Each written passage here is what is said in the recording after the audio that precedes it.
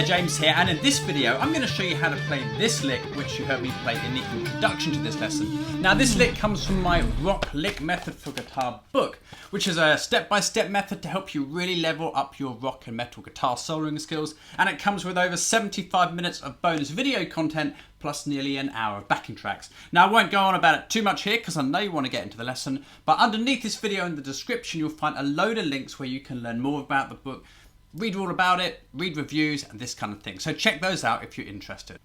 Today's lick is in the key of D minor. It's using the D blues scale and it's based on the playing of rock powerhouse Zakk Wylde. So let's check out the scale shape, then I'll break the lick down for you and take you through it step by step. You probably know how to play the D blues scale already, but just in case, here's the pattern.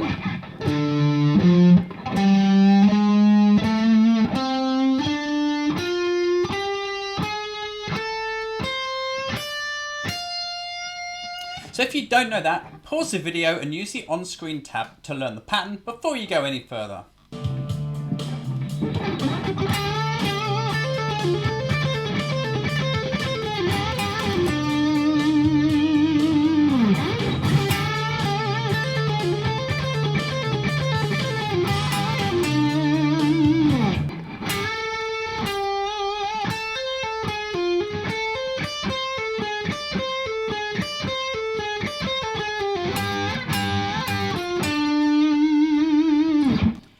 The lick begins with this common double stop move.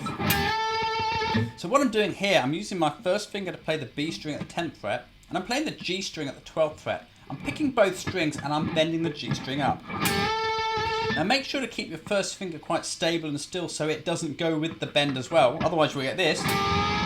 Very common little mistake with that, so make sure, try and anchor that first finger, don't let it move up. If it wants to move up, think about pulling it slightly down, and this can sometimes just stop it from going with the bend, and it'll give you a sound like this. So once we play the double stop, we want to kill off the bend. We're going to play the 12th fret on the G string with some vibrato.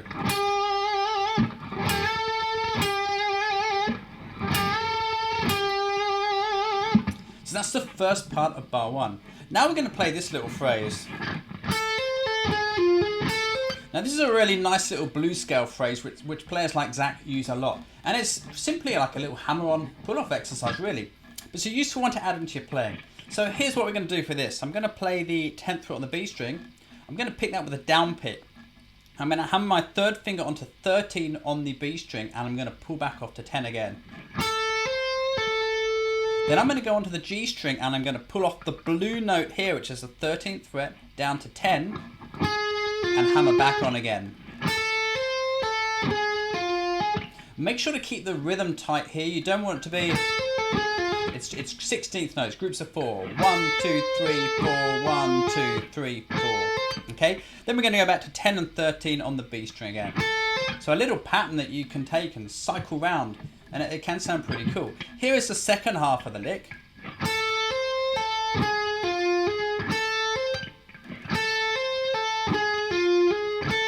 Picking for that, down, up, down. I'm going to put that together with the first half of bar 1 to show you what we've got so far. 3, 4.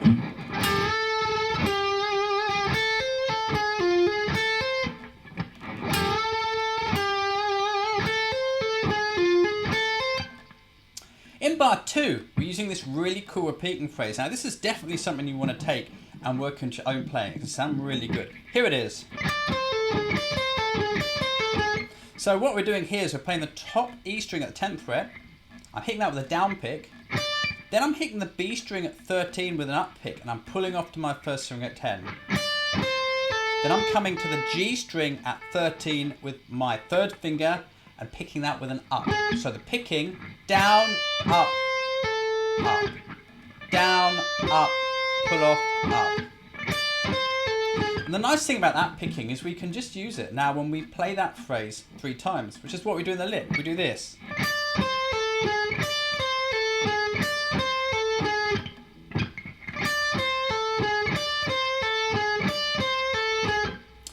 So to finish the next part of this bar, what we're going to do is this now.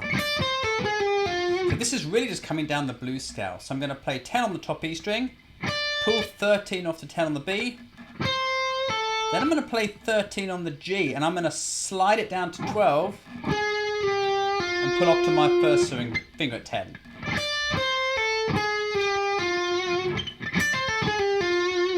Notice how I'm using that third finger slide rather than using a separate finger, which we could do, but the slide works quite nicely because we've kind of got our third finger there.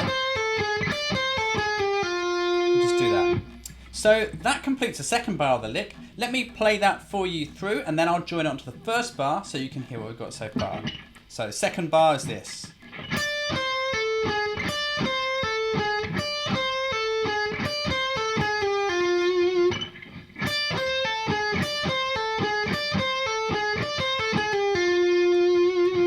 With first bar added on, sounds like this.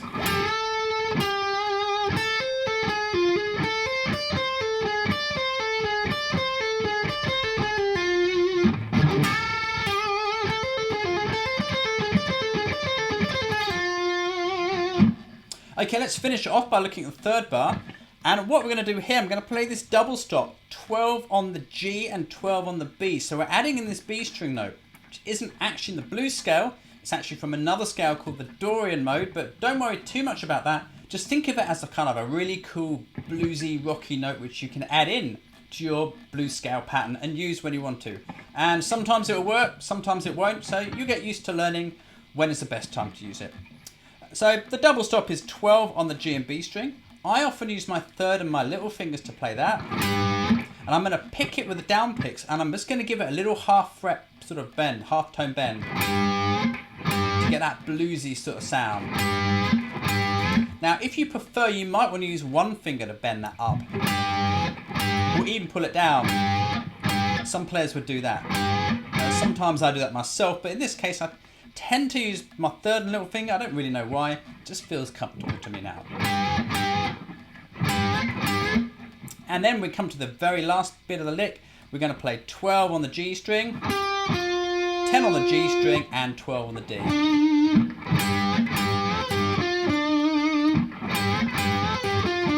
You could do the end picking down, down, down, up, down, or you could go down, down, down, up, up.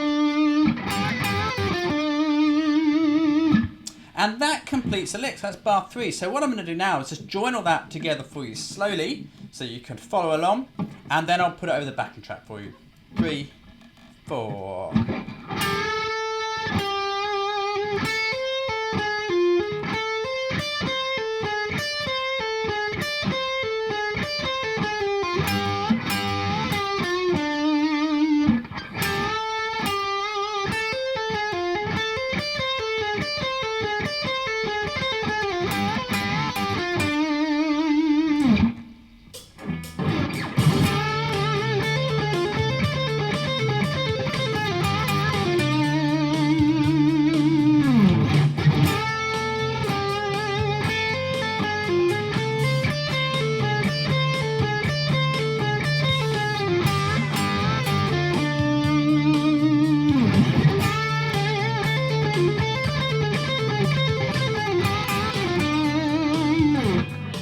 If you've watched any of these videos before, then you know I always like to include a bonus tip. And the idea of this is to show you what you can really learn from this lick so that you can actually take it and start getting creative with it and using it on your own playing. Because this is really the whole point of learning examples like this. It's not just about playing them as I show it to you, it's about taking the bits that make it up and using them to create your own ideas.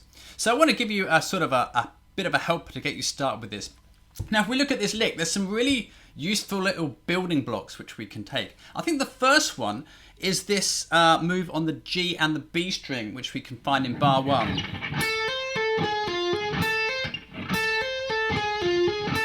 Now what's nice about that is we can move it onto the top 2 strings and keep the fingering exactly the same. So it kind of, instead of being on the G and the B string, we can just take it and transplant it straight onto the top 2 strings instead.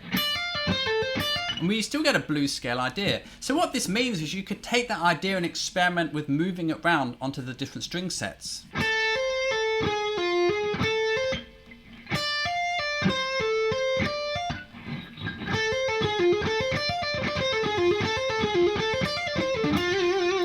come up with licks like that where you're kind of freely looping around between the two ideas.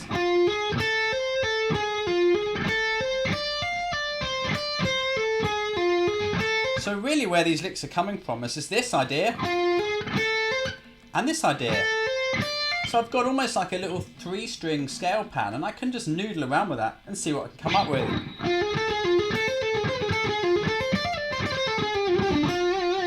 There's a lot of ideas you can discover using that, so check that one out. The other common idea, which is really useful, is this one here. So you definitely want to take that and see what you can do with that in your playing. So that idea again was 10 on the top E string, 13 down to 10 on the B, and then I'm going to the blue note here at the G string on the 13th fret. You want to take that and think of it as a handy little repeating lick which you can work into your playing. You might practice playing it round 3 times, or maybe for longer.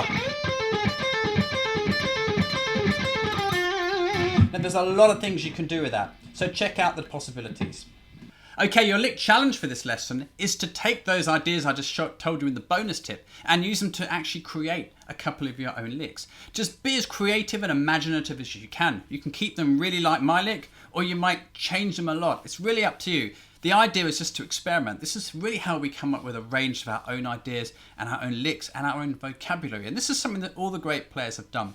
So see if you can come up with 2 or 3 original licks of your own using some of those ideas I just showed you in the bonus tip. Remember, it can be helpful to write them down on some blank tab paper or something, just to keep a record of them. That way you can come back to them later on and work them into your playing. If you've enjoyed this lesson and you like the way that I teach and approach things, then do check out my rock lick method for guitar book. Step-by-step rock lick method, complete with over 75 minutes of video lessons plus backing tracks. You'll find links to that in the description below this video, where you can learn more, read reviews and all that kind of good stuff. So anyway, that's all from me today. So thanks a lot for watching. Have a great day, and I'll see you in another one of my lessons very soon. I'll catch you then.